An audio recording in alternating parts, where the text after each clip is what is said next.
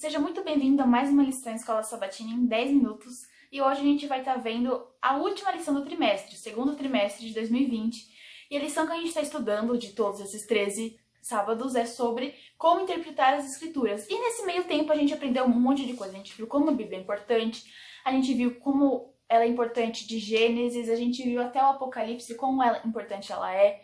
A gente já viu sobre as profecias, a gente já viu como interpretar as partes difíceis da Bíblia e hoje a gente vai estar entendendo como a gente pode viver pela palavra de Deus. Então, meio que eu já disse o título da lição que a gente vai estar falando hoje, mas só para deixar claro, ela se chama Vivendo pela Palavra de Deus. E pra gente começar, eu acho que seria interessante a gente entender qual que é o objetivo final das Escrituras. Olha, é muito interessante a gente observar que Deus é um Deus que se revela. E ele se revela não somente para a raça humana, mas também para o universo. E a Bíblia foi a forma que Deus tão amorosamente providenciou para que a gente pudesse ter toda a informação necessária para a nossa salvação. Então, tudo aquilo que nós encontramos na Bíblia, é interessante até porque a gente vê que em muitos livros, normalmente se você tem um herói, você não mostra os erros dos heróis. Já na Bíblia é diferente, as pessoas que Deus apresenta na Bíblia, né, Abraão, Davi... Os heróis da fé, né, de fato. Exatamente, os heróis da fé. Deus não esconde os erros e os momentos em que eles tiveram dificuldades. Por quê? Porque Ele quer que isso sirva para a gente também como uma orientação. Tanto para a gente tomar cuidado de não seguir pelo mesmo caminho quando houve alguns erros graves, como também para que a gente possa ter a certeza e a esperança de que nem tudo está perdido, que a gente vai conseguir firmemente em Deus crescermos espiritualmente e nos firmarmos em sua palavra. Então, nós podemos dizer que o objetivo final das Escrituras é com que nós tenhamos o nosso coração voltado para Deus e sedento e desejoso de estabelecer sempre uma conexão, um relacionamento íntimo com Deus. Bom, muito bom. Queria saber, assim, você pode comentar com a gente como que Deus, ele auxilia a gente no estudo da palavra? Isso é muito interessante. Porque, como a gente já comentou, a Bíblia não é um livro qualquer. E no caso, por exemplo, se você às vezes você pode estar lendo não um livro técnico, mas um livro de alguma história, alguma coisa, muitas vezes aquilo é mais a nível de entretenimento, né? Ou se você lê algum livro técnico, você vai estar adquirindo esse conhecimento, que também é muito importante. Agora, o que acontece? A Bíblia, ela não tem como finalidade a questão de fazer com que nós sejamos experts nas informações que ela possui. Obviamente que as informações bíblicas são muito importantes, isso não significa que a gente não deva estudar, muito pelo contrário. É muito importante a gente solidificar o nosso estudo das Escrituras. Mas se a gente só se torna uma enciclopédia bíblica, é porque a Bíblia não cumpriu, assim, a gente não permitiu que a Bíblia tivesse a função da nossa vida. Que a gente viu na lição que é de transformar também, né? Que é de transformar. Então a Bíblia, ela é um livro espiritual. E sendo um livro espiritual, agora eu entro na resposta da pergunta, nós necessitamos de ajuda espiritual. E Deus provê essa ajuda espiritual através do seu Santo Espírito. Então eu achei uma passagem muito linda aqui que eu gostaria de ler. Está na lição de domingo, que diz assim: o Espírito Santo é um professor que deseja nos conduzir a uma compreensão mais profunda das Escrituras e a uma alegre apreciação da palavra de Deus. Ele traz as verdades da palavra à nossa atenção e nos dá novas percepções sobre elas, para que nossa vida seja caracterizada pela fidelidade e obediência amorosa à vontade de Deus. Que lindo, né? Às vezes a gente tem dificuldade em algum trecho, em alguma coisa, e você sente a necessidade de alguém poder estar do seu lado. E o próprio Deus, na pessoa do Espírito Santo, atua como nosso professor. E rapidinho, para a gente terminar também essa pergunta, eu achei muito lindo que aqui diz, né, que os anjos também estarão ao nosso lado quando a gente estiver estudando a palavra. Isso não é lindo, né? A gente pensar que, porque a gente não enxerga, mas a pessoa de Deus, a presença dos seus anjos vai estar ao nosso lado. E se você der uma licencinha, Elis, eu até vou pular um pouquinho aqui para a parte de quarta-feira. Quando a gente fala na presença do Espírito Santo, na presença dos anjos, eles falam, né? Horas tranquilas com a palavra de Deus, é o tema da lição de quarta-feira. E eu me lembrei que quando eu era jovem, o pastor Tércio Sarli tinha na revista Mocidade uma parte da sessão que se chamava Hora Tranquila, que se falava sobre a orientação, sobre a oração, desculpa.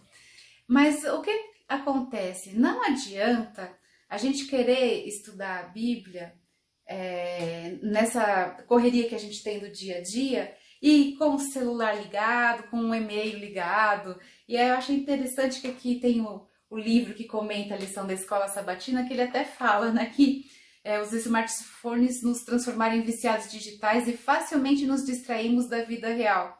Então, assim, quando a gente for estudar a Bíblia, é um momento tão especial onde a gente vai ter a oportunidade de ouvir a voz de Deus. A nossa vida cotidiana hoje não contribui para isso, mas a gente vai ter que fazer um esforço nesse sentido, de falar, não, olha, esse é o meu momento. E eu escutei uma vez o testemunho de uma amiga que eles não eram adventistas, mas eles eram evangélicos.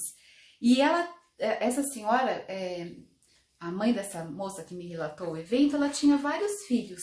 E ela comentou comigo que quando chegava a hora dela orar e dela estudar a Bíblia, a casa podia estar em polvorosa, assim. Ela se retirava e tinha um momento dela especial com Deus. Então, como a gente já comentou, a gente vai ter que fazer esse esforço, mas eu acredito que não dá para a gente ter uma vida espiritual profunda, consolidada, ainda mais nesses momentos delicados da história que a gente está vivendo agora, sem a gente retirar esses momentos. E também aquela questão, né, como eu até falo às vezes com o pessoal da sala dos jovens, se o caminho fosse fácil, a estrada seria larga, não estreita. A Bíblia já fala que o caminho não é fácil, mas a vitória é certa, né? Sim, então eu acho que o nosso maior esforço é ter essa disciplina para parar, estudar, orar e poder ouvir a voz de Deus através da sua palavra.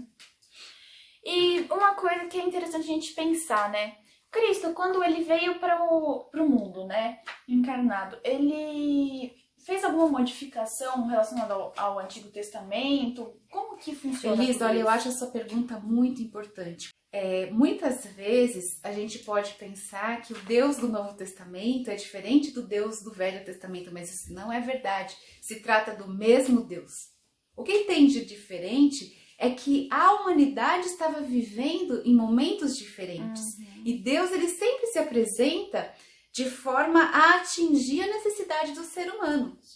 Então, Deus no Novo Testamento, na pessoa de Jesus mesmo, agia de algumas formas que hoje é difícil a gente entender, mas aquela era a forma mais didática que ele tinha de atingir as pessoas para a sua mensagem importante daquela época.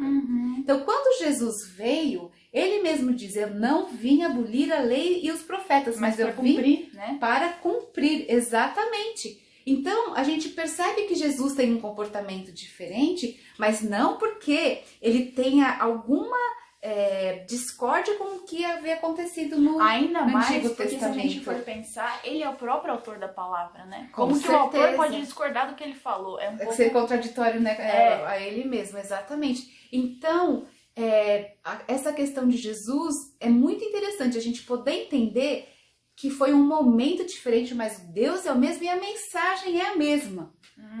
Que é a mensagem da redenção. Exatamente. Vem por caminhos diferentes, mas não deixa de ser... ponto, né? É o mesmo ponto. E qual que é esse ponto? A necessidade do ser humano de se ligar a Deus para que ele possa ter vida e vida em abundância. Sim. E mais um outro ponto interessante também a respeito de Jesus é que ele era um conhecedor, obviamente que ele criou as escrituras, mas como ser humano ele aprendeu as escrituras de sua mãe e ele levou isso com uma seriedade muito grande. Tanto que a gente vê no período da tentação, no deserto por Satanás, que Jesus tinha as passagens bíblicas memorizadas, mas ele também usava com inteligência e sabedoria num contexto, porque Satanás também ele é o grande conhecedor das escrituras. E o que a gente viu na lição passada é que, assim, não basta só você ler, mas ler com atenção e cuidado, porque Satanás, ele passou esses 6.000 anos lendo a Bíblia praticamente, né? Ele é astuto, ele entende, ele conhece a palavra de Deus, né? Exatamente. Então não é qualquer coisa assim, né? A gente tem que tomar cuidado também. Por isso que não adianta a gente querer estudar a Bíblia só assim pra bater o olho, né? Cumprir com a nossa vida espiritual, assim, eu tenho que você vai estudar a Bíblia. Acalmar a nossa consciência, exatamente, né? Porque Satanás, ele é muito astuto, e se a gente não tiver solidamente preparado pela leitura, pelo Espírito Santo e assim, com o nosso coração disposto a realmente aprender e fazer as modificações que Deus deseja, a gente vai ficar numa zona de perigo muito grande. Uhum. E para finalizar, então, acho que seria interessante a gente se questionar, tentar entender, né? Como que a realidade da livre escolha, ou seja, o livre-arbítrio, influencia as nossas decisões relativas à fé e à obediência? Isso é muito interessante, porque Deus, em seu amor, nos concedeu o poder da escolha.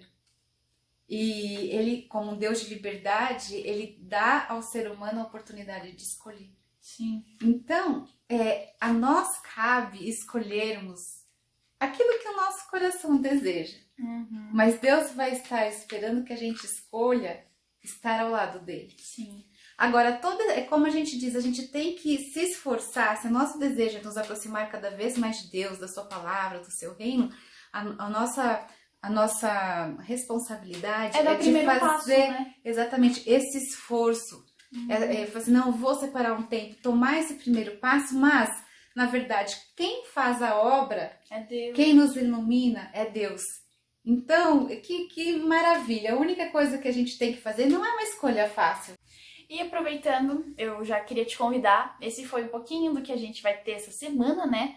Da lição 13, a gente quer te convidar a estudar também. A gente só deu aqui um spoiler, mas o que a gente quer que você estude aí também. A gente viu que é importante a gente tomar as rédeas da nossa vida e a gente estudar por nós mesmos também, né?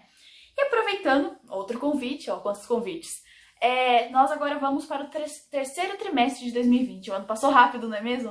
A gente vai estar, então, agora estudando a nova lição que tem como título Fazendo Amigos para Deus. Aproveitando, deixa aqui seu joinha aqui embaixo, deixa eu curtir. E a gente quer saber qual foi a sua lição favorita desse segundo trimestre. Das 3 lições, comenta aqui embaixo qual foi a sua favorita. É isso, até a próxima!